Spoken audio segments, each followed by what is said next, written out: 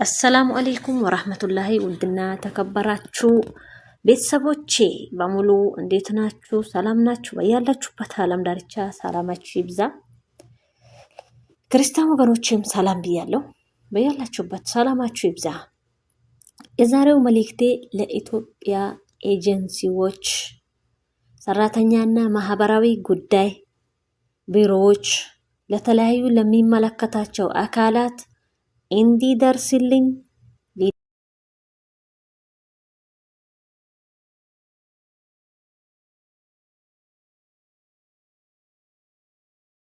ነው። ምክንያቱም ጉዳዩ የሁላችንም ጉዳይ ነው፣ የኔም ያንቺም ያንተም። ስለዚህ ይሄ ምንድነው? አሁን በዚህ ጊዜ ድሮ ኮንትራት ቤት ምናምን ተብሎ ሲመጣ ደሞዝ እንደ ደሞዝ በእጅ ይሰጥ ነበረ። አንደኛ ነገር ደሞዝ እንደ ደሞዝ ሙሉውን በእጅ ይሰጣል። ሌላ አስቤዛን በተመለከተ ለምሳሌ ሻምፖ፣ ሳሙና፣ ቅባት፣ የተለያዩ ክሬሞችን፣ ልብስ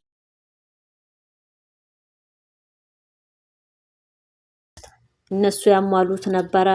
አልፎ ተርፎ በየወሩ ቤተሰብ ለማናገር ካርድ ይሞሉ ነበረ። ስራ ደግሞ ያናክል የስራ ጫና አይኖርም ነበረ። የዛኔ ማለት ነው ድሮ እንበለው። አሁን ግን በዚህን ጊዜ እንደዚህ አይነት ነገር የለም። ወላሂ እንደዚህ አይነት ነገር የለም። ብዙ ቦታ ላይ እንደዚህ አይነት ነገር በጣም ቀርቷል፣ የለም። አሁን ከሚያገኙት ደሞዝ ነው። አሁን ኢንተርኔት ከተሰጣቸው ኦኬ ተሰጣቸው ነው። እሱንም ከሌላ አንዴ እየተዘጋ አንዴ እየተከፈተላቸው፣ እሱንም አስሉንም ኢንተርኔቱ ቤት ላይ ያለ ራሳቸው እንደው ስልክ እንዳይጠቀሙ ፈልገው የግድ ስልክ እንጠቀማለን ካሉ ከራሳቸው ካርድ ወራዊ ኢንተርኔት እየሞሉ እንዲጠቀሙ የሚደረጉ እህቶች ብዙዎች ናቸው። የሚከፈላቸው ደሞዝ 1000 ሪያል ናት። ኢትዮጵያ ላይ እያለን ቋንቋ ያወቀ በ1200 ይባላል። ወደዚህ ሲመጣ ግን 1200 የሚባል ነገር የለም። ቋንቋ አወቀ አላወቀ በ1000 ብር ነው የሚሰራው። ሌላው ደግሞ የእረፍት ቀን ይባላል። የእረፍት ቀን በሳምንት ጁምዓ የእረፍት ቀን ይባላል። የእረፍት ቀን በሳምንት ጁምዓ የእረፍት ቀን ቀርቶ በየቀኑ ራሱ ስራ የሚሰራበትና የእረፍት ሰዓታቸው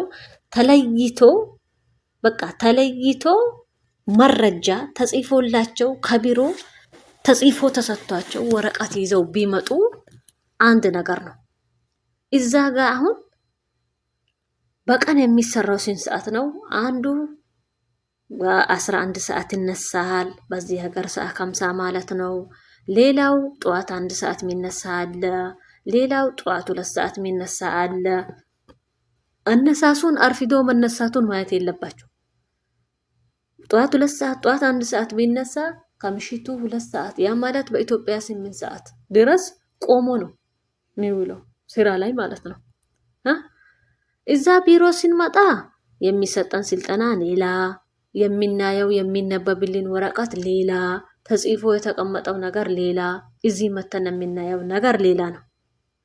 ጠዋት 8 ሰዓት እስከ ማታ 8 ሰዓት ስራ ይባላል። ያ ማለት ከጠዋት 2 ሰዓት በኢትዮጵያ አቆጣጠር ከጠዋቱ 2 ሰዓት እስከ ምሽቱ 2 ሰዓት ነው። ግን እኮ እኛ እንድንተኛ የሚፈቀድልን እነሱ ሲተኙ ነው። እነሱ ካልተኙ ስራ ያልቅም። ስራ ካላለቀ መተኛት የለም። ከምሽቱ 2 ሰዓት የሚባለው በኢትዮጵያ አቆጣጠር፣ እኛ ግን በኢትዮጵያ አቆጣጠር ከምሽቱ 8 ሰዓት፣ ከምሽቱ 7 ሰዓት፣ ከምሽቱ 8 ሰዓት ነው እንግዳ ከሌለ የምንተኛው። አሊያም እስከ 9ም የሚቆይበት ጊዜ አለ። እስቲ የኛ ሀገር ኤጀንሲዎች እንደሌላ ሀገር ሰራተኛ እንደሌላ ሀገር ዜጋ አድርጉን እስቲ። አንደኛ ኦቨርታይም ይታሰብላቸዋል። የሌላ ሀገር ዜጎች ከሰዓት ውጪ የሚሰሩ ከሆነ የራሳቸው የሆነ የሰዓት ስራ የሚሰሩበት ሰዓት ሙሐደት የሆነ ማለት ነው። የተገደበ ሰዓት አላቸው። የእረፍት ሰዓታቸው የተገደበ ነው። ምክንያቱም ከራሳቸው መረጃቸው ፋይላቸው ከራሳቸው ጋር ነው። ከቢሮ ሄደው ሲያመጧቸው ገና ጅምር ከዛ ሲያመጣቸው ከስንት ሰዓት እስከ ስንት ሰዓት ስራ መስራት እንዳለባቸው በቃ በስንት ሰዓት ከስንት ሰዓት እስከ ስንት ሰዓት ተኝተው እረፍት ላይ ማሳለፍ እንዳለባቸው በቃ ስንት ሰዓት ክላሳቸው መግባት እንዳለባቸው ከስንት ሰዓት በኋላ ስራ መስራት እንደማይችሉ እነሱም ደግሞ ማሰራት እንደማይችሉ ሁሉ ነገሩ በዝርዝር ፋይል መረጃ ላይ ተቀምጠው ነው የሚመጡት ማለት ነው። መጥተው በዛ መሰረት ነው የሚሰሩት። በሚፈልጉት ሰዓት ሱቅ ሄደው ወጥተው ገብተው የሚፈልጉትን ገዝተው አስገዝተው እንዲመጡ። ወደኛ ሀገር ስንመጣስ ዝም ብሎ እዛ ቢሮ ላይ እዛ ለማን ነው የሚጻፈው ወረቀት የሚቀመጠው? ለምንድነው ፋይል ኮፒ ተደርጎ አንድ ሰራተኛ ስትሄድ የስራ ፋይሏን ስትሄድ ይዛ ማትሄደው? ስራ የሚሰራበትን ሰዓት የምትነሳበትን ሰዓት የእረፍት ቀኗን አይደለም እኮ 40 ቀን እረፍት ይባላል። ግን 40 ቀን የሚበዛው የስራ ጭንቅንቁ የሚበዛው የዛን ቀን ነው። አይደለም ለማረፍ የዛ ቀን ነው የስራ ጭንቅንቁ የሚበዛው። ለምንድነው ከሌላ ሀገር ሰራተኞች እኛ የምናንሰው? የምንበልጠው በስራ እኛ ነን። አስመሳዮች ግን መብታቸው ተከብሮላቸው ግዴታቸውን አውቀው መብታቸውን አውቀው ወጥተው ይገባሉ። የኛ ሀገር ዜጎች ማለት ነው በቃ ለግዳቸው ነው ከመጡበት የሚጠፉት ብዬ አስባለሁ። ከመጡበት ኮንትራት ቤት ጠፍተው የሚወጡት ለግዳቸው ነው ብዬ ነው ማስበው። እኔ ለምንድን ነው ጫና ይበዛል፣ በእኛ ላይ ጫና ይበዛል። ይሄኛው ጫና ከየት የመጣ ነው ብለን ስናስበው ከአነሳሳችን ከአመጣጣችን ይጀምራል። ሲመጣ አንድ ሰው የራሱ የሆነ የስራ ፋይሉን ሰነድ ኮፒ ተደርጎ ተሰጥቶት የውል ስምምነቱ ሰነድ ማለት ነው ኮፒ ተደርጎ ተሰጥቶት ቢመጣ በዛ በሰነዱ በውል ስምምነቱ ሰነድ መሰረት ይሰራል፣ በሰዓቱ ያርፋል፣ በሰዓቱ ይሰራል ማለት ነው። እስቲ ከሌላ ሀገር ተማሩ፣ ትምህርት ውሰዱ። እስቲ የኛ ሀገር ኤጀንሲዎች ዝም ብላችሁ ከአሰሪ ሰራተኛን ለመሸኛትና የራሳችሁን ጥቅም ለማግኘት ብቻ አትስሩ። እስቲ ብዙዎች በዚህ ጉዳይ የተነሳ ህገወጥ ሆነው ጫና ከመድረሱ የተነሳ ህገወጥ ሆነው አሁን ለምሳሌ በዚህ ሰዓት ህገወጥ ሆነው እየኖሩ ብዙዎች ብዙ እንግልት እየደረሰባቸው ነው። ምክንያቱ ይሄ ነው። መብታቸው አይከበርላቸውም። የስራ ሰዓታቸው የእረፍት ሰዓታቸው የተገደበ የተለየ አይደለም። ከዚህማ ውጪ ወጥቼ የተሻለ ደሞዝ እየተከፈለኝ ረጅም ሰዓት ቢሰራም የተሻለ ደሞዝ እየከፈለኝ ቢሰራ ይሻለኛል ብለው እየወጡና ህይወታቸውን አደጋ ላይ ይጥላሉ። ይሄ መንስኤው ምንድን ነው? ደግሞ በደሞዝ ዙሪያ ማለት ነው። እኛ ከሌላ ሀገር ዜጋ እኮ ያነሰ አይደለም የምንሰራው። ከኬንያ ዜጋ ያነሰ አይደለም የምንሰራው። ኢትዮጵያውያን ግን ደሞዛቸው ዝቅተኛ ነው። በደሞዝ ዙሪያም ሊታስቡበት ይገባል። ኤጀንሲዎች መላካችሁ እስካልቀረ አስቡበት ባይነኝ። ሌላው ደግሞ ሰነድ ይዘው መጓዝ አለባቸው። የት ደረሱ፣ የት ገቡ፣ ከዛ ከወጡ በኋላ የት ገቡ፣ የት ደረሱ፣ ምን ሁኔታ ላይ ነው ያሉት ብላችሁ አጣሩ።